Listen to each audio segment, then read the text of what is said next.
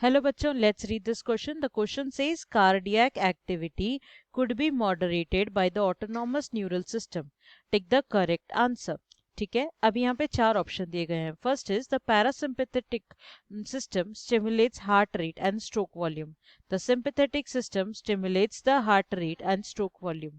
The parasympathetic system decreases the heart rate but increases stroke volume. The sympathetic system decreases the heart rate but increases stroke volume. चलिए देखते हैं क्या है इसका मतलब. तो शुरू करते हैं हमारे की पॉइंट से.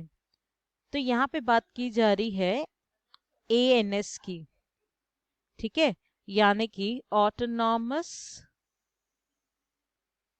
Neural system. मतलब अगर यहाँ पे हम लोग ऑटो बोले तो ऑटो का मतलब क्या होता है, कोई भी चीज जो खुद से हो रही है. ठीक है, तो एएनएस का मतलब पता है क्या, जैसे कि अगर हम लोग एक ब्रेन के किसी पार्ट्स के बारे में बात करें तो हर पार्ट का एक अलग फंक्शन होता है. तो ऑटोनोमस न्यूरल सिस्टम ऐसा होता है जो रिस्पॉन्सिबल है इनवॉलेंटरी एक्शंस के लिए. इनवॉलेंटरी एक्शन यानी कि इससे बिना बोले भी ये काम करेगा. ठीक है, without even saying it will work. अब एएनएस के भी अलग अलग पार्ट होते हैं, जैसे one is parasympathetic and this is sympathetic.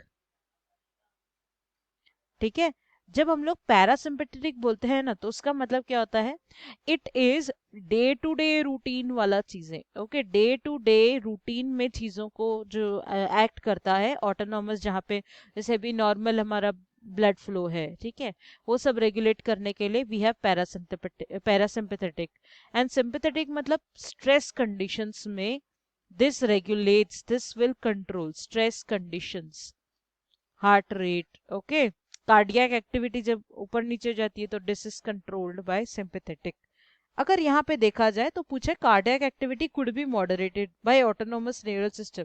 तो ये ऑटोनोमस न्यूरल कब मॉडरेट कर रहा है, सिंपैथेटिक की हेल्प से स्ट्रेस कंडीशन में बैक टू नॉर्मल लाने के लिए सिंपैथेटिक इज वर्किंग. ठीक है, तो sympathetic is what is it doing actually, it is stimulates the sympathetic system stimulates heart rate and stroke volume. ये क्या कर देगा, जो हमारा हार्ट रेट है ना, हार्ट रेट और स्ट्रोक वॉल्यूम, ये दोनों को इंक्रीज कर देगा. ठीक है, दोनों इंक्रीज हो जाएंगे. वेयर एज अगर मैं पैरासिम्पैथेटिक की बात करूँ ना तो पैरासिम्पैथेटिक में ऐसा नहीं होता. ये क्या करता है, ये दोनों को घटा देता है.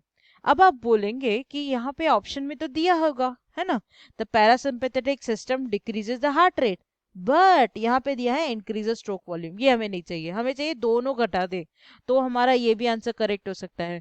बट अभी यहाँ पे सिर्फ एक ही दिया है, स्टिमुलेट्स यानी इंक्रीजेस, तो हमारा आंसर बी होगा. एक बार फिर से देख लेते हैं. तो यहाँ पे बात की जा रही है cardiac activity could be moderated by autonomous neural system.